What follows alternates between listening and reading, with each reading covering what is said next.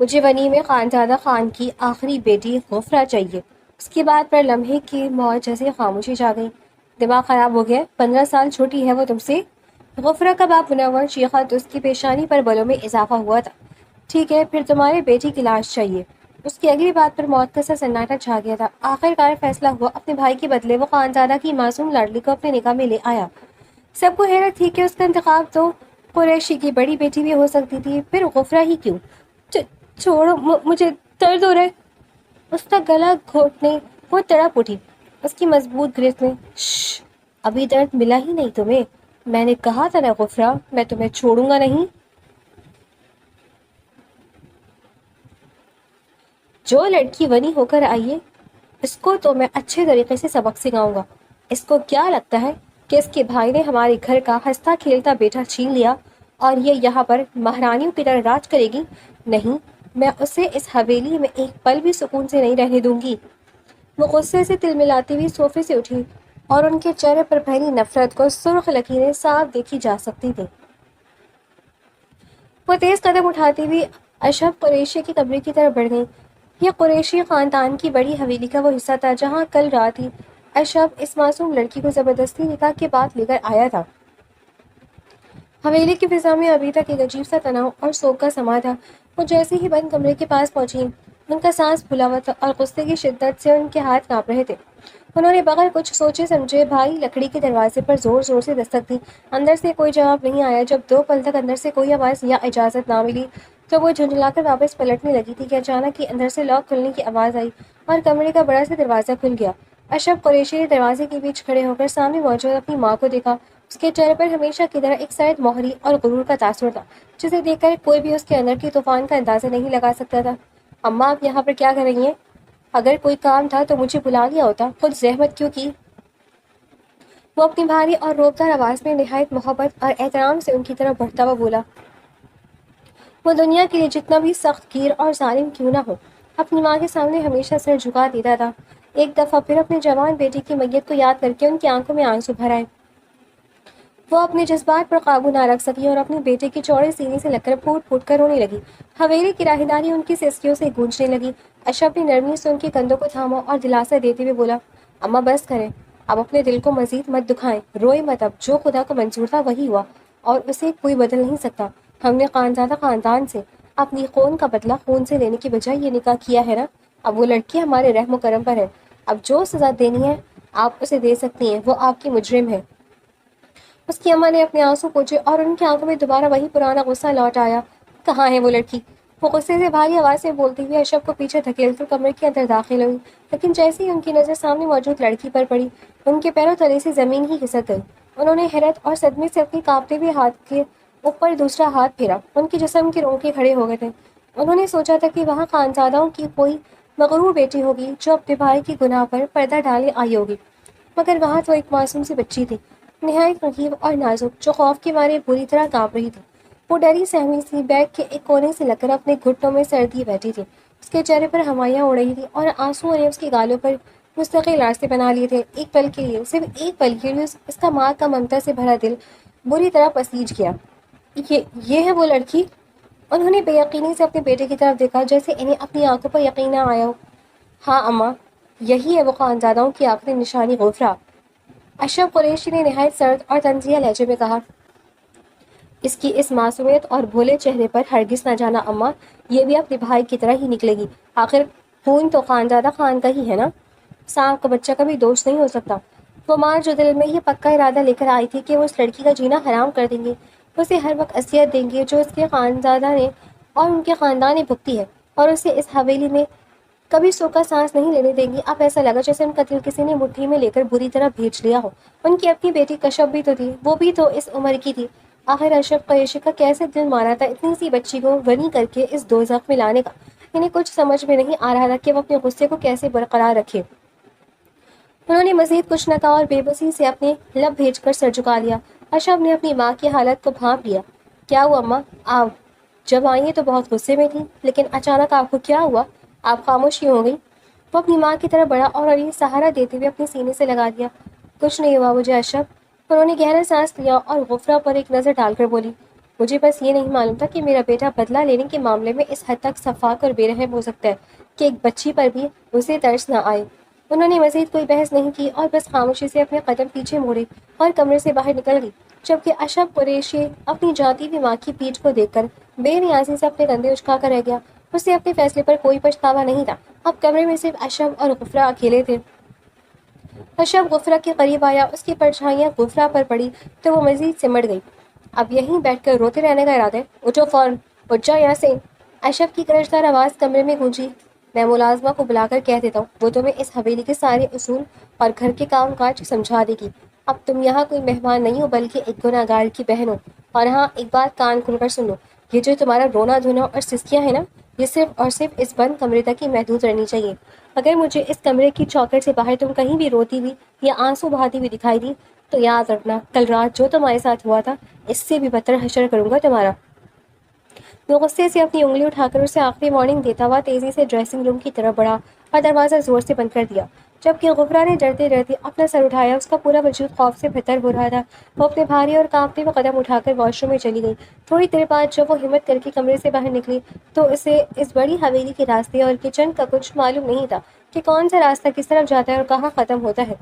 اس لیے وہ خاموشی سے اپنے سر پر دوپٹہ جماتی ہوئی سیڑھیوں سے نیچے اتری اور سیڑھیوں کے پائے کے ساتھ لگ کر کھڑی ہو گئی اور سہمے ہوئے انداز میں ادھر ادھر دیکھنے لگی کہ کوئی اسے شاید کچھ بتا دے۔ اچانک کی حویلی کے دوسرے حصے سے کوئی تیز قدموں سے اس کے پاس آیا۔ وہ فریحہ تھی، جس کی آنکھیں رو رو کر سرخ ہو چکی تھی اور چہرے پر پاگل پن کے آثار تھے۔ اس نے بغیر کچھ دیکھے غفرہ کو بالوں سے اوپر کی طرف پکڑا اور پوری طاقت سے زمین پر پٹک دیا۔ غفرہ کے منہ سے ایک دردناک چیخ نکل گئی۔ تو تم ہو اس وحشی لڑکی کے بہن جس نے مجھ سے میری دنیا، میری محبت، میرا سب کچھ چھین لیا۔ میں تمہیں زندہ نہیں چھوڑوں گی۔ تمہارے بھائی نے میرا سہاگ اجاڑا ہے، میں تمہیں مار ڈالوں گی۔ فریہ جیسے اپنے ہوش و حواس کھو چکی تھی، وہ اندھی ہو کر آگے بڑھی اور بے در پہ اپنے پاؤں اور ٹھڈے غفرہ کی پیٹھ، پسلیوں اور سر پر مارنے لگی۔ غفرہ زمین پر تڑپ رہی تھی اور اپنے چھوٹے چھوٹے ہاتھوں سے اپنے سر اور پیٹ کو بچانے کی ایک ناکام اور بے بس کوشش کر رہی تھی۔ ضربیں اتنی شدید تھی کہ کچھ ہی لمحوں میں غفرہ کی ناک اور منہ سے سرخ خون بہنے لگا اور وہ درد سے بلبلا اٹھی۔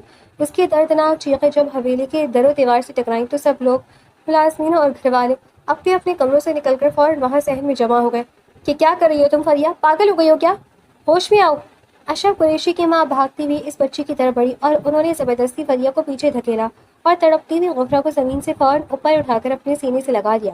اس کے معصوم چہرے، ناک اور منہ سے خون بہتا دیکھ کر ان کا دل دہل گیا اور انہوں نے انتہائی غصے اور صدمے سے فریہ کی طرف دیکھا۔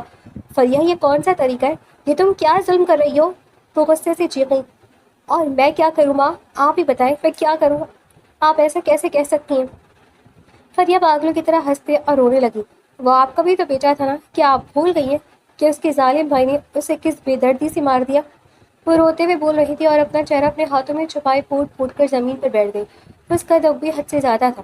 اس کی محبت اس سے چھن گئی تھی۔ وہ ہمیشہ میرے ساتھ رہنے کے وعدے کرتا تھا، وہ میرے ساتھ اپنی پوری زندگی گزارنا چاہتا تھا۔ وہ تو اکثر مجھ سے کہتا تھا کہ اسے مرنے سے ڈر لگتا ہے۔ وہ اپنی زندگی میری نام کرنا چاہتا تھا، لیکن اس کے وحشی بھائی نے کیا کیا؟ اسے ایک پل میں ہم سے چھین لیا۔ وہ اپنی بات ادھوری چھوڑتی ہوئی دوبارہ زمین پر سر رکھ کر پھوٹ پھوٹ کر رو دی۔ اور آپ اب اسی قاتل بہن کر ترس کھا رہی ہیں؟ کیا مجھ پر، میری اجڑی ہوئی زندگی پر آپ کو ذرا بھی ترس نہیں آ رہا؟ کیا آپ اپنے سگے بیٹے کا وہ لہو بھول گئیں جو ہسپتال کے بستر پر مرتے وقت بار بار بس یہی ایک بات کہہ رہا تھا کہ مجھے جینا ہے، مجھے کسی طرح بچا لو، مجھے ابھی نہیں مرنا؟ ہم سب وہاں کھڑے تھے مگر ہم اسے بچا نہیں سکے نا ماں۔ فریہ کی آواز میں اتنا تڑپا دینے والا درد اور کرب تھا کہ وہاں کھڑا حویلی کا ہر فرد اپنے آنسو نہ روک سکے اور رونے لگا۔ وہ بہت تکلیف دہ تھا کہ وہ مرتے دم تک بس یہی الفاظ دہرا رہا تھا کہ مجھے بچا لو، مجھے جینا ہے، مگر موت نے اسے مہلت نہیں دی۔ اشرف کی ماں کی آنکھوں سے بھی آنسو جاری تھے۔ انہوں نے کشف کو آواز دی، کشف ادھر آؤ جلدی سے، اس بچی کو اپنے کمرے میں لے کر جاؤ اور اس کے زخموں پر فوراً بینڈیج کرو، اس کا خون بہت بہہ رہا ہے، کوئی ضرورت نہیں ہے اس کی۔ اچانک سیڑھیوں کے اوپر سے اشرف قریشی کی گرجدار اور دبدبی والی آواز وہاں گونجی، جس نے سب کو سانپ سونگا دیا۔ اس حویلی میں اس لڑکی کے ساتھ کسی کو بھی ہمدردی کرنے یا اس کا زخم دھونے کی بالکل ضرورت نہیں ہے۔ وہ اپنے ہاتھوں کی مٹھیاں بھیجتا ہوا سیڑھیاں اتر کر فریحہ کی طرف بڑھا۔ اس نے نرمی سے فریحہ کو زمین سے اٹھایا اور اسے اپنے مضبوط حصار میں لے لیا۔ اس کا روتا ہوا سر اپنے چوڑے سینے پر ٹکایا اور اس کی پیٹھ تھپ تھپا کر اسے دلاسا دینے لگا۔ بس فریحہ، اب تم مزید نہیں روگی، تم جو چاہو گی اس حویلی میں وہی ہوگا، رو نہیں اب، کیونکہ میرے مرحوم بھائی کو بالکل پسند نہیں تھا کہ وہ کبھی بھی تمہاری ان خوبصورت آنکھوں میں آنسو دیکھے۔ میں اس کا بدلہ پورا کروں گا۔ اشرف قریشی نے جب یہ کہا تو فریہ نے اپنے دوپٹے کے پہلو سے اپنے آنسو صاف کیے۔ اس کا غصہ اب کچھ ٹھنڈا ہوا تھا۔ اس نے ایک تھیکی اور نفرت انگیز نظر سامنے کھڑی اشرف کی ماں اور ان کی گود میں سہمتی غفرہ پر ڈالی اور واپس اپنی کمرے کی طرف چلی گئی۔ اشرف قریشی کی ماں نے اپنی بیٹی کی اس سخت بات کو بالکل نظر انداز کیا کیونکہ وہ جانتی تھی کہ اس وقت بحث فضول ہے۔ انہوں نے کشف کو اشارہ کیا اور غفرہ کو اپنے ساتھ سہارا دے کر اپنے کمرے کی طرف بڑھنے لگی۔ ماں، میں نے کہا ہے نا، میں اس لڑکی کے معاملے میں گھر میں کوئی بھی بحث یا نرمی نہیں چاہتا۔ ہم بعد میں اس بارے میں تفصیل سے بات کرتے ہیں۔ اشرف نے پیچھے سے اونچی آواز میں اپنی ماں کو ٹوکنا چاہا مگر اس کی ماں نے اس کی بات کا کوئی جواب نہ دیا۔ وہ اپنے فیصلے پر قائم تھی اور غفرہ کو لیے اپنے کمرے میں داخل ہو کر دروازہ بند کر گئی، جبکہ اشرف قریشی پیچھے کھڑا غصے سے مٹھیاں بھیجتا رہ گیا۔ تم اس کی بینڈیج کرو کشف، میں ابھی آتی ہوں۔ فروہ بیگم نے اپنی بیٹی کو ہدایت دی اور پھر انتہائی محبت سے غفرہ کو سوجے ہوئے گال پر ہاتھ پھیر کر بولی، نام کیا ہے تمہارا بچی؟ غفرہ۔ غفرہ نام ہے میرا۔ وہ تکلیف سے اپنا تھوک نگلتی ہوئی اپنی ناک سے بہتے خون کو اپنے ننھے ہاتھوں سے صاف کر کے لرزتی آواز سے بول رہی تھی، جتنی تم خود خوبصورت ہو اتنا ہی پیارا تمہارا نام ہے۔ بس تمہاری بدقسمتی اور غلطی یہ ہے کہ تمہیں یہ سزا اس صورت میں مل رہی ہے جس میں تمہارا کوئی قصور نہیں ہے۔ میں اس حویلے میں جتنا ہو سکے گا تمہاری لیے نرمی کر لوں گی، لیکن ایک بات یاد رکھنا لڑکی، میں نے اپنا جوان بیٹا کھویا ہے، میرا سگا بیٹا۔ اس کا غم ابھی بھی میرے سینے میں بالکل تازہ ہے۔ میں یہ سب کچھ ابھی بھولی نہیں ہوں۔ میں اگر تم سے ہمدردی کر رہی ہوں نا تو میں اس وجہ سے کر رہی ہوں کہ انہوں نے اپنی بات ادھوری چھوڑ دی اور مڑ کر کشف کی طرف دیکھا، پھر کشف کو اپنے پاس آنے کا اشارہ کیا۔ دیکھ رہی ہو اسے؟ یہ میری بیٹی کشف ہے، 2 بھائیوں کی اکلوتی اور لاڈلی بہن۔ یہ بھی بالکل تمہاری ہی عمر کی ہے، تمہاری جتنی ہے۔ جب میں نے تمہیں اس حالت میں ڈرتے ہوئے دیکھا نا تو ایک پل کے لیے میری آنکھوں کے سامنے میری کشف کا چہرہ لہرا گیا تھا۔ خدا نہ کرے اگر میری بیٹی کی جگہ تمہارا بھائی مارا جاتا تو یقیناً خون بہا اور غنی میں وہ لوگ میری اس معصوم بچی کو اپنے ساتھ لے جاتے۔ وہ کہتے کہتے خاموش ہو گئی اور ان کی آنکھوں سے گرم آنسو بہہ کر ان کے گالوں پر پھسل گئے۔ کرو اس کی مرہم پٹی، میں واپس آتی ہوں، وہ بھرائی ہوئی آواز میں کہہ کر وہاں سے چلی گئی۔ کشف خاموشی سے کمرے کے کونے میں بنے ڈریسنگ روم کی طرف بڑھی اور وہاں سے فرسٹ ایڈ باکس لا کر غفرہ کو فرسٹ ایڈ باکس دینا شروع کیا۔ اس کے ہاتھوں میں کوئی نرمی نہیں تھی۔ یہ مت سمجھنا کہ مجھے تم سے کوئی ہمدردی ہے یا میں اپنی پما کی طرح بہت زیادہ نرم دل ہوں کہ میرے دل میں تمہارے لیے کوئی رحم آ گیا ہو، ہرگز نہیں۔ کشف نے زخم پر دوائی لگاتے ہوئے صاف لہجے میں کہا، میں ماما جتنی اسٹرانگ نہیں ہوں اور نہ ہی میں اپنے بھائیوں کی طرح اتنی مضبوط ہوں کہ ایک ایسی لڑکی کو اپنے سامنے برداشت کر سکوں جو میرے بھائی کے قاتل کی بہن ہو اور اسے اپنے ہی کمرے میں لا کر بٹھا دوں۔ یقین کرو تم یہاں بیٹھی ہوئی ہو، مجھے زہر لگ رہی ہو، میرا دل تو کر رہا ہے کہ میں تمہیں اسی بے دردی سے مار دوں جس طریقے سے تمہارے بھائی نے میرے بھائی کو تڑپا تڑپا کر مارا تھا، لیکن کیا کروں، میں اپنی ماں کا حکم نہیں ٹال سکتی۔ میں تم سے اتنی ہی نفرت کرتی ہوں جتنی اس گھر کے باقی سب افراد تم سے کرتے ہیں۔ فریہ بھابھی کی نفرت تو تم نیچے دیکھ ہی چکی ہو نا۔ جب کشف نے فریہ بھابھی کا نام لیا تو غفرہ نے حیرانی اور درد سے اپنی نم آنکھوں سے کشف کی طرف دیکھا۔ فریہ بھابھی؟ کیا وہ پہلے سے اس گھر میں تھی؟ وہ پہلے سے اس گھر میں نہیں تھی، وہ ہمارے اشرف بھائی کی نہیں بلکہ تمہارے بھائی نے جسے ہمارے بھائی کا قتل کیا ہے، وہ ان کی منقوہہ تھی، ان کی بیوی تھی۔ چند مہینے پہلے ان کا نکاح ہوا تھا دونوں کا۔ بولتے بولتے کشف کی آواز صدمے میں رند گئی اور اس کی آنکھوں سے آنسو بہنے لگے۔ ابھی تو رخصتی ہونی باقی تھی مگر تمہارے بھائی نے سب اجاڑ دیا۔ غفرہ یہ سن کر بالکل خاموش ہو گئی۔ اس نے صدمے سے اپنے لب بھیج لیے، اس کی آنکھوں سے مسلسل آنسو بہہ کر اس کے گالوں کو بھگو رہے تھے۔ اس نے اپنا سر مزید جھکا لیا اور اپنے ہونٹ کاٹتی ہوئی درد کو ضبط کرنے لگی۔ کشف نے فرسٹ ایڈ باکس بند کیا اور کھڑی ہو گئی، باقی کے بینڈیج تم خود کر لینا، زخم دینے والوں کو زخموں کا حساب میں نہیں کر سکتی۔ وہ فرسٹ ایڈ باکس وہیں پر چھوڑ کر غصے سے کمرے سے باہر نکل گئی۔ غفرہ پیچھے اکیلی رہ گئی اور پھوٹ پھوٹ کر رونے لگی۔ لیکن میری ان سب باتوں میں کیا غلطی ہے؟ مجھے میرے بھائی کے لیے سزا کیوں لے رہے ہیں آپ لوگ؟ میں جانتی ہوں میرے بھائی نے بہت غلط کیا، بہت بڑا گناہ کیا، لیکن میرا کیا قصور ہے اس میں؟ وہ روتی آئینے میں دیکھ کر کانپتے ہاتھوں سے اپنے زخم خود ہی صاف کرنے لگی۔ روتی سسکتی اپنے زخم صاف کر کے وہ وہیں فرش پر بیٹھ گئی اور اپنے ہاتھوں کی انگلیاں مڑوڑنے لگی۔ اب اسے اشرف قریشی کی ماں فروہ کا انتظار تھا۔ تھوڑی دیر بعد فریحہ کی ماں کمرے میں داخل ہوئی تھی۔ غفرہ کی ایک سائڈ کی آنکھ فریحہ کے مارنے کی وجہ سے بری طرح سوج چکی تھی جو اب نیم بند تھی۔ اس نے اپنا سوجا ہوا اور نیلا پڑھا ہوا چہرہ اٹھا کر کمرے میں آنے والی اس عورت کو دیکھا۔ یہاں کیوں بیٹھی ہو نواب زادی؟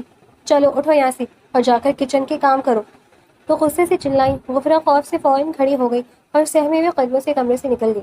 ادھر ادھر دیکھتی دیواروں کا سہارا لیتی آخر کار وہ حویلی کے بڑے کچن میں پہنچی گئی، جہاں ڈھیروں ڈھیر ملازم اور مائیاں جلدی جلدی ہاتھ چلا رہے تھے اور رات کے کھانے کا کام کر رہے تھے۔ کچن کی انچارج مائی نے اسے اوپر سے نیچے دیکھا۔ تم وہی ہو نا جو کل خان حویلی سے بنی ہو کر آئی ہے؟ اس نے تنزیہ پوچھا۔ غفرہ نے گھبراتے ہوئے اس بات میں سر ہلایا۔ جاؤ اس چولہے پر وہ جو بڑی دیگچی پڑی ہے اسے اٹھاؤ، اس میں چاول ڈالو اور چاولوں میں سے ابلتا ہوا پانی نتھار دو۔ وہ حکم دیتی ہوئے خود کچن سے باہر نکل گئی۔ غفرہ نے اپنی زندگی میں کبھی گھر کا کوئی کام کیا ہی نہیں تھا۔ اس کی ماں نے اسے کبھی کچن کی تپش تک نہیں لگنے دی۔ ابھی وہ محض 15 سال کی ایک معصوم بچی تھی۔ آخر وہ اتنی بڑی حویلی کے کام کیسے کر لیتی؟ وہ تو اپنے گھر کی سب سے لاڈلی بیٹی تھی، خان حویلی کی شان تھی اور اپنے باپ اور بھائیوں کی جان تھی۔ وہاں کے لوگ نے ہمیشہ اسے اپنی پلکوں پر بٹھا کر رکھا تھا۔ جس چیز کی اسے ضرورت ہوتی تھی وہ بیٹھے بٹھائے اس کے کمرے میں پہنچا دی جاتی تھی۔ وہ روتی ہوئی اپنے آنسو پوچھتی ہوئی ایک کپڑا اٹھا کر چولہے کی طرف بڑھی۔ پاس پڑے چاول اٹھا کر اس نے جیسے تیسے کر کے دیگچی کی کھولتے ہوئے پانی میں تو ڈال دیے، لیکن اب باری تھی چاولوں کا پانی نتھارنے کی۔ اب اس کی سمجھ میں نہیں آ رہا تھا کہ وہ اتنی بھاری دیگچی کو کیسے اٹھائے۔ آخر کار اس نے اپنے کانپتے ہاتھوں سے اس گرم دیگچی کو دونوں طرف سے تپڑے کی مدد سے پکڑا اور سنک کے پاس لے آئی۔ سنک پہ پانی چھاننے کے لیے چھلنی رکھی ہوئی تھی۔ جیسے ہی غفرہ نے ابلتے ہوئے پانی سے بھری بھری دیگچی کو صافی میں پلٹنے کی کوشش کی، اس کے کمزور ہاتھ وزن برداشت نہ کر سکے اور دیگچی اس کے ہاتھ سے چھوٹ گئی۔ ابلتا ہوا کھولتا پانی آدھے سے زیادہ اس کے نازک ہاتھ اور پاؤں پر آ کر گر گیا۔ بچاؤ اماں! ایک دل دوز اور دردناک چیخ پورے کچن اور حویلی کی دلان میں گونج اٹھی۔ وہ اپنے جلدے ہوئے ہاتھ اور پاؤں پکڑ کر زمین پر بیٹھ گئی اور زور زور سے رونے لگی، لیکن وہاں کھڑے تمام ملازمین اور مائیں تماشائی بنے کھڑے رہے، جو بس اس کو روتا سسکتا دیکھ رہے تھے۔ کسی کے دل میں رحم نہیں آیا، کسی نے بھی آگے بڑھ کر اسے پکڑنے یا اس پر ٹھنڈا پانی ڈالنے کی کوشش نہیں کی، کیونکہ سب جانتے تھے کہ یہ دشمن کی بہن ہے۔ اسی وقت غفرہ کی چیخ سن کر اشرف قریشی غصے میں تلملاتا وہ کچن میں داخل ہوا۔ سامنے کا منظر دیکھ کر اس کی آنکھیں غصے سے لال ہو گئی۔ کیا ہو گیا؟ کون سا طوفان آ گیا جو یوں گلا پھاڑ کر رو رہی ہو؟ کیا تمہارا وہ قاتل بھائی مر گیا جس پر یہ ماتم ڈال رکھا ہے؟ وہ غصے سے دھاڑا۔ غفرہ نے شدید درد کی حالت میں روتے ہوئے بے بسی سے اشرف قریشی کی طرف دیکھا۔ اس کی آنکھوں میں یہ سوال تھا کہ کیا اس انسان کا دل پتھر کا ہے؟ اس کی بھی تو ایک چھوٹی بہن تھی، کشف۔ آخر وہ کسی اور کی معصوم بہن کے ساتھ اتنی سفاکی کیسے کر سکتا تھا؟ لیکن درد کی شدت اور جلن اتنی تیز تھی کہ اگلے ہی پل وہ ہوش و حواس سے بیگانہ ہو کر اندھیرے کے غار میں ڈوبتی ہوئی زمین پر گر گئی۔ وہ بے ہوش ہو چکی تھی۔ پیچھے سے بھاگتی ہوئی اشرف قریشی کی ماں فروہ کچن میں داخل ہوئی۔ انہوں نے جب فروہ کو یوں بے ہوش اور جلا ہوا دیکھا تو تڑپ کر آگے بڑھی اور فوراً اس کو اٹھانے کی کوشش کی، لیکن ان سے اس کا وزن نہ اٹھا۔ جب غفرہ نے کوئی حرکت نہ کی تو فروہ نے غصے سے اپنے بیٹے کو دیکھا۔ آخر کار اشرف قریشی کو خود آگے بڑھنا پڑا اور اس نے بغیر کچھ بولے جھک کر غفرہ کے جلتے ہوئے نقیب وجود کو اپنی مضبوط گود میں اٹھا لیا اور تیز قدموں سے اپنے کمرے کی طرف بڑھ گیا۔ غفرہ نے آہستہ آہستہ اپنی آنکھیں کھول کر سفید چھت کو گھورا۔ وہ چھت بہت خوبصورت اور نقش و نگار سے سجی ہوئی تھی اور وہ ایک انتہائی نرم و ملائم بستر پر لیٹی ہوئی تھی۔ وہ جیسے ہی ہوش میں آئی اچانک ہڑبڑا کر اٹھ بیٹھی۔ اس کی نازک ہاتھ اور پاؤں پر ابلتے پانی کی وجہ سے جلن کا احساس اب بھی شدید تھا۔ درد کی ایک لہر اس کے پورے وجود میں دوڑ گئی۔ گلے میں رونے کی وجہ سے جیسے کوئی تلخ گردی ابھر کر معدوم ہوئی تھی اور وہ اپنا جلا ہوا ہاتھ تھام کر بے بسی سے رونے لگی۔ مما، آپ کی بیٹی اتنی بہادر نہیں ہے۔ مما، مجھے آپ کے پاس آنا ہے، مجھے یہاں سے لے جائیں۔ وہ سستیاں بھرتی ہوئی بری طرح رو رہی تھی، جبکہ وہ اس بات سے بالکل بے خبر تھی کہ سامنے صوفے پر بیٹھا اشرف قریشی گہرے قہر اور نفرت سے وہی نظروں سے اسے ہی دیکھ رہا تھا۔ رونے کے بعد وہ نڈھال ہو کر جیسے ہی واپس بیڈ پر گری تو دواؤں کے اثر سے اس کی آنکھیں بھاری ہونے لگی اور وہ ایک بار پھر غنودگی کی وادیوں میں چلی گئی۔ اس کے دوبارہ سو جانے پر اشرف قریشی صوفے سے اٹھا اور آہستہ آہستہ قدم اٹھاتا ہوا اس کے بیڈ کے پاس آیا۔ وہ بیڈ کے کونے پر بیٹھ گیا اور غور سے غفرہ کے چہرے کو دیکھنے لگا، جہاں فریحہ کے مارنے کی وجہ سے چوٹ کے نشان اب بھی صاف واضح تھے اور اس کے نیلے پڑے ہوئے گال پر سوجن نمایاں تھی۔ اشرف نے ایک سرد آہ بھری اور اپنے ہاتھوں کو دیکھتا ہوا اپنی ہی انگلیوں میں انگلیاں الجھائے سر جھکا گیا۔ یہ اس کے لیے بھی بہت تکلیف دہ عمل تھا۔ اس نے جیسے ہی اپنی آنکھیں بند کی تو اپنے سگے بھائی سالم کے آخری دردناک الفاظ اس کی سماعتوں میں ہتھوڑوں کی طرح گونجنے لگے۔ بھائی میں مرنا نہیں چاہتا، آپ جانتے ہیں نا میں فریہ سے بے پناہ محبت کرتا ہوں۔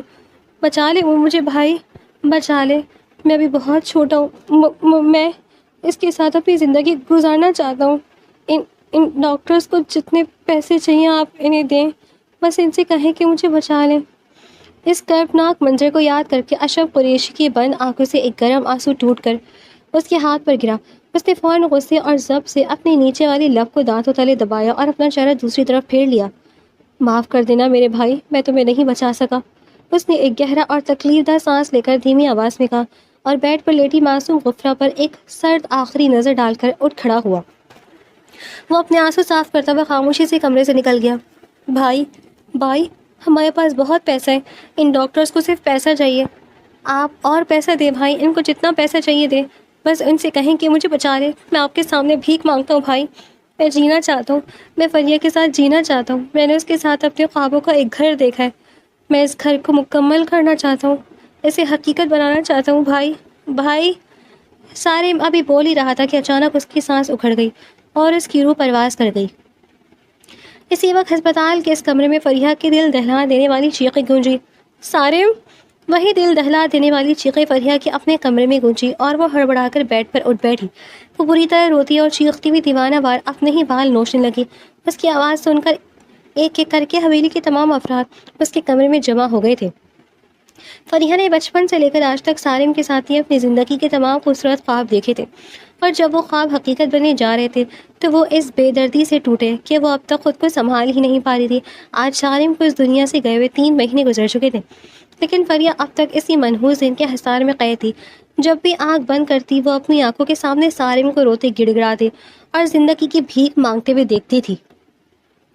کمرے کے دور کونے میں کھڑی غفرہ فریہ کو اس طرح تڑپتا ہوا دیکھ کر خود بھی رو رہی تھی۔ فریہ کی نظر جیسی ہی غفرہ پر پڑی، وہ پاگلوں کی طرح دیوانی ہو کر اس کی طرف بھاگی۔ اس نے وحشت کے عالم میں غفرہ کا سر پکڑا اور پوری طاقت سے دیوار پر دے مارا۔ تمہارے اس وحشی بھائی کی وجہ سے میرا سارم اس دنیا سے چلا گیا۔ کاش میرے سارم کی جگہ تمہارا وہ خبیث بھائی مر گیا ہوتا، کاش۔ فریہ پاگل پنے میں چیخ رہی تھی۔ فروہ بیگم تڑپ کر آگے بڑھی اور انہوں نے فوراً فریہ کو پیچھے دھکیل کر غفرہ کو اپنی سینے سے لگا لیا، جس کا سر دیوار سے لگنے کی وجہ سے پھٹ چکا تھا۔ فریہ، یہ کون سا طریقہ ہے؟ فروہ غصے سے گرجی۔ صرف اکیلے تم نے سارم کو نہیں کھویا، ہم سب نے اپنے گھر کا چراغ کھویا ہے، اور ہم نے بھی اسی وقت ہسپتال میں روتے گڑ گڑاتے دیکھا تھا، لیکن اگر اس کی زندگی خدا کی طرف سے اتنی ہی لکھی تھی تو ہم انسان کیا کر سکتے ہیں؟ اب آپ اس کی طرفداری کریں گی، اس لڑکی کی جس کے بھائی نے میرا سہاگ، میرا شوہر مجھ سے چھین لیا؟ آپ الٹا مجھ پر چڑھ دوڑ رہی ہیں۔ فریہ نے روتے ہوئے بے یقینی سے اپنی سانس کو دیکھا۔ ہاں، میں اس کی طرفداری کر رہی ہوں کیونکہ میں صحیح کو صحیح اور غلط کو غلط کہنا جانتی ہوں۔ فروہ بیگم نے 2 ٹوک لہجے میں کہا، میں جانتی ہوں کہ اس کے بھائی نے بہت غلط کیا، اس کا بھائی گناہ گار اور قاتل ہے، لیکن اس معصوم بچی کا اس سب میں کیا قصور ہے؟ خدا نہ کرے اگر کل کو تمہارا بھائی کوئی گناہ یا جرم کرتا ہے اور اس کے بدلے یہ سزا تمہیں دی جائے تو کیا تم چپ چاپ یہ سب برداشت کر لو گی فریہ؟ فروہ بیگم کے اس سوال پر فریہ بے بس ہو گئی۔ وہ اپنے بال نوچتی ہوئی واپس جا کر بیڈ پر بیٹھ گئی۔ اس لڑکی کو میری آنکھوں کے سامنے سے دور رکھیں ورنہ میں کسی دن اسے مار دوں گی۔ وہ روتے ہوئے اپنا سر گھٹنوں میں جھکا گئی۔ اشرف قریشی اب بھی وہیں دروازے کے پاس کھڑا خاموشی سے غفرہ کو دیکھ رہا تھا، جو چکراتے ہوئے سر اور بہتے ہوئے خون کے ساتھ اس کی ماں کا سہارا لیے کھڑی تھی۔ فروہ بیگم نے ایک گہری نظر اپنے بیٹے اشرف پر ڈالی تو اشرف نے ایک نظر روتی ہوئی فریہ کو دیکھا۔ وہ کچھ کہہ نہ سکا اور اپنی مٹھیاں بھیجتا ہوا گہرے غصے کے ساتھ وہاں سے نکل گیا۔ کشف نے فوراً ڈاکٹر کو حویلی بلایا۔ فریہ نے غفرہ کا سر اس قدر شدید طریقے سے دیوار پر مارا تھا کہ ڈاکٹر کے مطابق اس کے سر پر اسٹریچر آنے تھے۔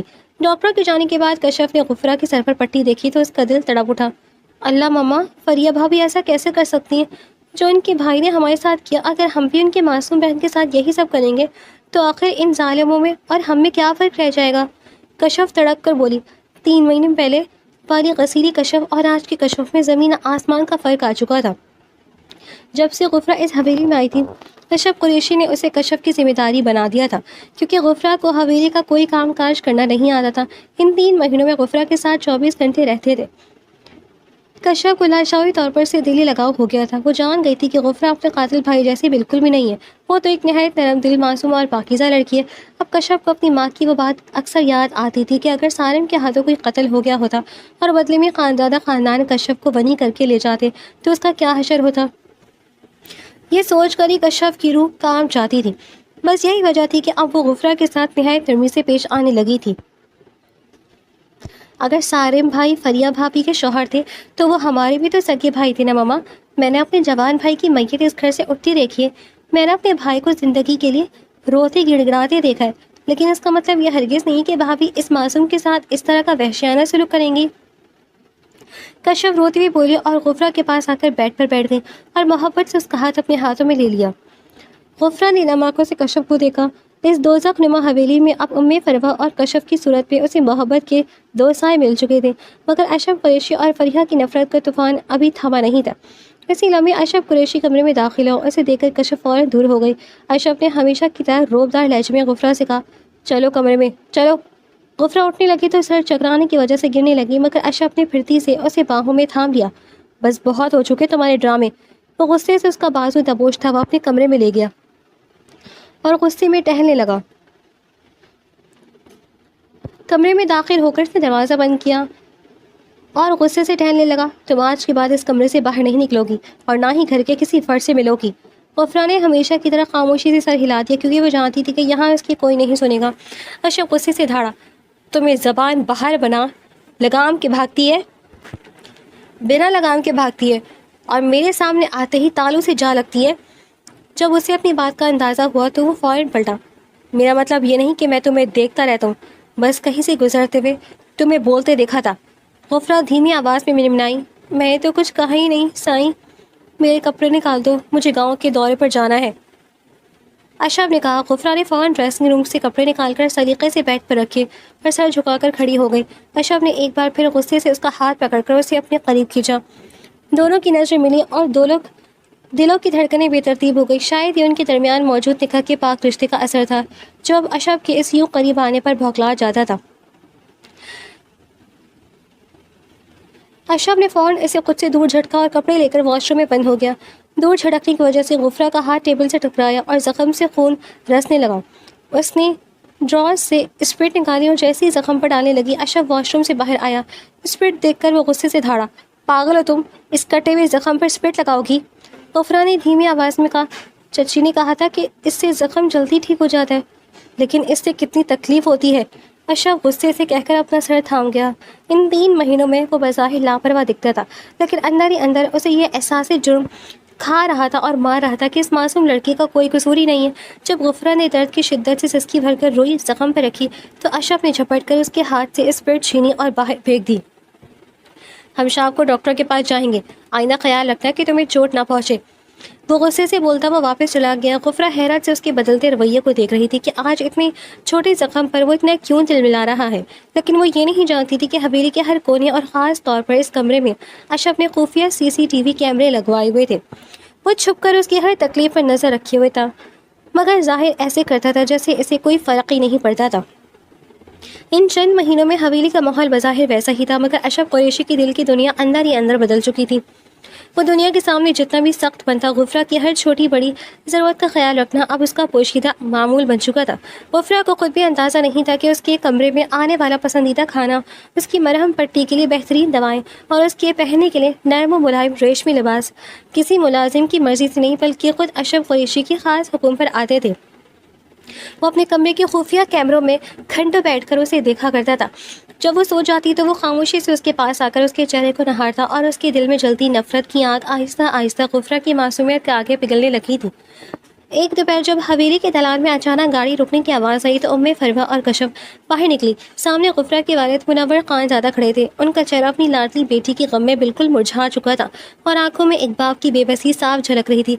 बेगम, मैं अपनी बेटी अपनी गुफरा से सिर्फ एक बार मिलने आया हूँ। मुझे पता है मेरे बेटे ने आपका घर उजाड़ा है, मगर मेरी मासूम बच्ची का कोई कसूर नहीं था। मुझे बस एक बार उसे देखने दें। मुनव्वर खान ज़्यादा ने उम्मे फरवा के सामने हाथ जोड़ते हुए लरसती आवाज़ में कहा। उम्मे फरवा का दिल एक बाप की यह हालत देखकर पसीज गया। वो अभी कुछ कहने वाली थी कि सीढ़ियों से अशरफ कुरैशी की भारी और सरद आवाज़ गूंजी। मुनव्वर खान ज़्यादा, आपकी बेटी यहाँ किसी तफरीह पर नहीं आई, जो आप जब चाहे इससे मिलने चले आए। अशरफ कुरैशी तेज़ कदम उठाता हुआ नीचे आया। उसकी आंखों में वही पुराना जलाल था। अशरफ, खुदा के लिए एक बार, सिर्फ एक बार मुझे अपनी बच्ची से मिलने दो, मैं देखना चाहता हूँ कैसी है। मुनव्वर खानज़ादा ने आगे बढ़कर कहा, मगर अशरफ ने सरद मोहर से अपना चेहरा फेर लिया। वह अब खानज़ादा ख़ानदान की बेटी नहीं बल्कि कुरैशी ख़ानदान की वनी है, और वनी को अपने मैके वालों से मिलने की इजाज़त नहीं होती। आप इसी वक्त मेरी हवेली से बाहर निकल जाएं, इससे पहले कि मैं अपने भाई का गुस्सा आप पर निकाल दूँ। अशरफ ने गुस्से से मुठ्ठियाँ भेजकर कहा। ऊपर कमरे की खिड़की से गुफरा ने अपने बाबा की आवाज़ सुन ली थी। वो दीवानों की तरह दरवाजे की तरफ भागी, मगर अशरफ के हुक्म के मुताबिक दरवाज़ा बाहर से लॉक था। इसने रोते हुए दरवाजे पर अपने हाथ पीटे। بابا بابا میں یہاں ہوں، مجھے اپنے پاس بلا لی بابا۔ اس کی سسکیاں بند کمرے کی دیواروں میں دم توڑ گئی، کیونکہ باہر اشرف نے منور خان زادہ کو بنا ملے حویلی سے واپس بھیج دیا تھا۔ تھوڑی دیر بعد جب کمرے کا لاک کھلا تو اشرف قریشی اندر داخل ہوا۔ گفرا وہیں فرش پر بیٹھی اپنے گھٹنوں میں سردیاں پھوٹ پھوٹ کر رو رہی تھی۔ اس کا پورا وجود سسکیوں کی وجہ سے کانپ رہا تھا۔ اشرف نے گہرا سانس لیا، اس کے اندر کا غصہ اب ایک عجیب سی تڑپ میں بدل چکا تھا۔ وہ آہستہ آہستہ چلتا ہوا غفرا کے قریب آیا اور فرش پر ہی اس کے سامنے بیٹھ گیا۔ کیوں ہو اس بند کمرے میں؟ باہر کیوں نہیں گئی؟ اشرف نے اپنی آواز کو سخت بنانے کی ناکام کوشش کرتے ہوئے پوچھا۔ غفرا نے روتے ہوئے اپنا سوجا ہوا معصوم چہرہ اٹھایا۔ اس کی سرخ اور نم آنکھوں میں اشرف کے لیے بے پناہ شکوے تھے۔ آپ نے میرے بابا کو مجھ سے ملنے کیوں نہیں دیا؟ وہ میرے بابا تھے سائیں، میری دنیا تھے، میں ان کی لاڈلی تھی، آپ اتنے سنگ دل کیسے ہو سکتے ہیں؟ اس نے پہلی بار اشرف کے سینے پر اپنے چھوٹے چھوٹے ہاتھ مارتے ہوئے رو کر کہا۔ اس کی اس جرأت پر اشرف نے اس کا ہاتھ نہیں مڑوڑا، بلکہ خاموشی سے اس کی اذیت کو دیکھتا رہا۔ تمہیں کیا لگتا ہے غفرا، اگر وہ تمہیں اس حالت میں دیکھ لیتے، تمہارے چہرے کی یہ چوٹیں، یہ سر پر بندھی پٹی دیکھتے، تو کیا وہ زندہ واپس جا پاتے؟ ایک باپ کا دل پھٹ جاتا اپنی بیٹی کو اس دوزخ میں دیکھ کر۔ اشرف نے اچانک آگے بڑھ کر غفرا کے دونوں نازک ہاتھوں کو اپنی گرفت میں لے لیا۔ اس بار اس کی گرفت میں درد نہیں، بلکہ ایک عجیب سی تپش اور تحفظ کا احساس تھا۔ غفرا اس کی بات سن کر بالکل ساکت ہو گئی۔ اشرف نے نرمی سے اس کی گالوں پر بہتے ہوئے گرم آنسوؤں کو اپنے انگوٹھے سے صاف کیا۔ اس کے لمس میں بلا کی نرمی تھی جس نے غفرا کے دل کی دھڑکنوں کو ایک دم تیز کر دیا۔ تم میری قید میں ہو غفرا، اور جب تک تم اس حویلی میں ہو میں کسی کو بھی تمہارا یہ روتا ہوا چہرہ دیکھنے کی اجازت نہیں دوں گا، یہاں تک کہ تمہارے باپ کو بھی نہیں۔ اشرف نے بہت دھیمے گہرے لہجے میں کہا۔ اس کا چہرہ غفرا کے بالکل قریب تھا، دونوں کی سانسیں ایک دوسرے سے ٹکرا رہی تھیں۔ غفرا کا دل سینے میں جیسے ہتھوڑے بجانے لگا۔ وہ اس سخت گیر مرد کے اتنے قریب ہونے پر خوفزدہ ہونے کے بجائے اپنے اندر ایک عجیب سا سکون محسوس کر رہی تھی۔ یہ ان کے درمیان موجود نکاح کا پاک رشتہ ہی تھا جو اب ان کے دلوں کو قریب لا رہا تھا۔ اشرف کی نظریں غفرا کی گلابی کانپتے ہوئے لبوں پر جم گئی۔ اس نے نہایت نرمی سے غفرا کے سر پر بندھی پٹی کو چھوا۔ ابھی درد ہے یہاں؟ اس کی آواز میں اب صرف اور صرف ایک فکر تھی۔ آپ کے پاس ہونے سے درد کم ہو جاتا ہے سائیں۔ غفرا نے لاشعوری طور پر اپنے ہوش و حواس سے بیگانہ ہو کر اپنی نم آنکھیں بند کرتے ہوئے منمنا کر کہا۔ یہ سنتے ہی اشرف کے دل کا کوئی گوشہ بری طرح پگھل گیا۔ اس نے غفرا کو فرش سے اٹھایا اور نہایت نرمی سے اسے اپنی باہوں کے حصار میں لیتے ہوئے بیڈ پر بچھا دیا۔ وہ خود بھی اس کے پاس بیٹھ گیا اور اس کا سر اپنے چوڑے سینے پر ٹکانے لگا۔ غفرا نے بھی اس بار کوئی مزاحمت نہیں کی۔ اس نے اپنے دونوں ہاتھ اشرف کے سینے پر رکھ دیے اور اس کی قمیض کو اپنی مٹھیوں میں بھیج لیا۔ میں جتنا خود کو تم سے دور رکھنے کی کوشش کرتا ہوں، تم اتنی ہی میرے دل کے قریب آ جاتی رہی ہو، خانزادوں کی بیٹی۔ اشرف نے اس کے بالوں میں اپنی انگلیاں الجھاتے ہوئے سرگوشی کی اور اس کے ماتھے پر اپنے لب رکھ دیے۔ یہ ایک ایسا پاکیزہ لمس تھا جس نے ان 3 مہینوں کے تمام تلخیوں کو ایک ہی پل میں دو ڈھالا تھا۔ غفرا نے اس کے سینے سے لگ کر ایک پرسکون سانس لیا اور آنکھیں موند گئی۔ فریحہ کو جیسے ہی ملازموں سے یہ خبر ملی کہ اشرف قریشی اب غفرا پر سختی کرنے کے بجائے اس کا خیال رکھ رہا ہے، تو اس کے اندر کی نفرت کا لاوا پھٹ پڑا۔ اس کا سارے اس سے چھن چکا تھا اور وہ یہ برداشت نہیں کر سکتی تھی کہ قاتل کی بہن اس حویلی میں محبت اور تحفظ پائے۔ ایک شام جب فروا اور کشف لنگر خانے کی طرف گئی ہوئی تھی اور اشرف حویلی کی دلال میں موجود تھا، فریحہ دبے قدموں سے اشرف کے کمرے میں داخل ہوئی۔ اس کے ہاتھ میں کچن سے لایا ہوا تیز دھار خنجر تھا اور آنکھوں میں خون اترا ہوا تھا۔ غفرا بیڈ پر بیٹھی کوئی کتاب پڑھی تھی کہ اچانک فریحہ کو اپنے سامنے دیکھ کر وہ خوف سے اچھل پڑی۔ اس سے پہلے کہ وہ چیختی، فریحہ نے وحشت کے عالم میں جھپٹ کر غفرا کا گلا اپنے ہاتھ میں اور ایک ہاتھ سے دبوچ لیا اور دوسرا ہاتھ خنجر سمیت ہوا میں لہرایا۔ تمہارے بھائی نے میری زندگی ختم کی تھی، آج میں تمہیں ختم کر دوں گی۔ جب تم نہیں رہو گی تو خانزادوں کا نام و نشان مٹ جائے گا۔ فریحہ پاگلوں کی طرح چیخے اور خنجر پوری طاقت سے غفرا کے سینے کی طرف بڑھایا۔ غفرا نے خوف سے اپنی آنکھیں بند کر لی۔ اسے لگا کہ آج اس کی زندگی کا آخری دن ہے، لیکن عین اسی لمحے کمرے کا دروازہ ایک دھماکے سے کھلا اور اشرف قریشی ایک شیر کی طرح اندر داخل ہوا۔ سامنے کا منظر اس کا دل جیسے رک گیا۔ اس نے بغیر ایک سیکنڈ ضائع کیا آگے بڑھ کر فریحہ کا وہ ہاتھ کلائی سے دبوچ لیا جس میں خنجر تھا اور اسے غفرہ سے دور جھٹک لیا۔ خنجر فریحہ کے ہاتھ سے چھوٹ کر دور جا گرا۔ غفرہ بیڈ کے کونے میں گر کر بری طرح کھانسنے لگی۔ اس کا گلا فریحہ کے سخت گرفت کی وجہ سے سرخ ہو چکا تھا۔ اشرف نے فوراً غفرہ کو اپنے پیچھے کیا اور ایک ڈھال کی طرح اس کے سامنے کھڑا ہو گیا۔ اس ہنگامے اور فریحہ کی چیخوں کی آواز سن کر فروا، کشف اور حویلی کی تمام ملازمین بھاگتے ہوئے کمرے میں جمع ہو گئے۔ فریحہ زمین پر بیٹھی اب بھی پاگلوں کی طرح ہنستی اور رو رہی تھی۔ اشرف، تم نے اسے کیوں بچایا؟ یہ ہمارے سالم کے قاتل کی بہن ہے، اسے مر جانا چاہیے۔ فریحہ نے چیخ کر اپنے بال نوچتے ہوئے کہا۔ اشرف قریشی کا پورا وجود غصے سے کانپ رہا تھا۔ اس کی آنکھیں خون خوار ہو چکی تھیں۔ اس نے اپنی گرجدار آواز میں کہا جو پوری حویلی کے در و دیوار کو ہلا گئی، بس فریحہ، بہت ہو چکا تمہارا یہ پاگل پن۔ کان کھول کر سن لو، تم بھی اور اس حویلی کا ہر فرد بھی۔ یہ لڑکی اب صرف خانزادوں کو بیٹی یا کوئی ولی نہیں ہے، یہ غفرہ اشرف قریشی ہے، یہ میری بیوی ہے، میرے نکاح میں، اور میں اس سے بے پناہ محبت کرتا ہوں۔ اشرف کے منہ سے محبت کا یہ کھلم کھلا اعتراف سن کر وہاں کھڑے ہر شخص کو سانپ سونگ گیا۔ فروا کی آنکھوں میں خوشی اور اطمینان کے آنسو آ گئے، جبکہ کشف نے مسکرا کر غفرہ کی طرف دیکھا جو خود اشرف کے منہ سے یہ الفاظ سن کر رو پڑی تھی۔ اشرف فریحہ کے قریب جھکا، اس کے لہجے میں اب غصے کے ساتھ ساتھ ایک گہرا دکھ تھا۔ فریحہ، سارے میرا سگا بھائی تھا، اس کا غم مجھ سے زیادہ کوئی نہیں جانتا، لیکن اس غم میں تم اپنی ذہنی حالت کھو چکی ہو، تم نفسیاتی طور پر بیمار ہو چکی ہو۔ میں تمہارا پورا علاج کرواؤں گا، تمہیں شہر کے بہترین ڈاکٹر کے پاس لے کر جاؤں گا، تمہاری ہر تکلیف کا مداوع کروں گا، کیونکہ تم میرے بھائی کی امانت ہو، لیکن میری بیوی سے دور رہو۔ اگر آج کے بعد تم نے غفرہ کی طرف دیکھا یا اسے نقصان پہنچانے کی کوشش کی تو میں بھول جاؤں گا کہ تم کون ہو۔ اس نے ملازموں کو اشارہ کیا، فریحہ بھابھی کو ان کے کمرے میں لے کر جاؤ اور ڈاکٹر کو فون کرو۔ ملازمہ فریحہ کو سنبھالتے ہوئے باہر لے گئے، جبکہ فروا اور کشف بھی ایک پرسکون نظر ان دونوں پر ڈال کر کمرے سے باہر نکل گئی اور دروازہ بند کر دیا۔ کمرے میں اب صرف اشرف اور غفرہ کے لیے تھے۔ اشرف نے ایک گہرا سانس لیا جیسے اس کے دل پر چھایا ہوا بوجھ ہمیشہ کے لیے اتر گیا۔ وہ آہستہ سے پلٹا اور بیڈ پر بیٹھی غفرہ کے پاس آیا۔ غفرہ اب بھی شاک میں تھی اور اس کی آنکھوں سے آنسو بہہ رہے تھے۔ اشرف نے بغیر کچھ کہے نہایت نرمی اور محبت سے اسے اپنے مضبوط حصار میں لے لیا۔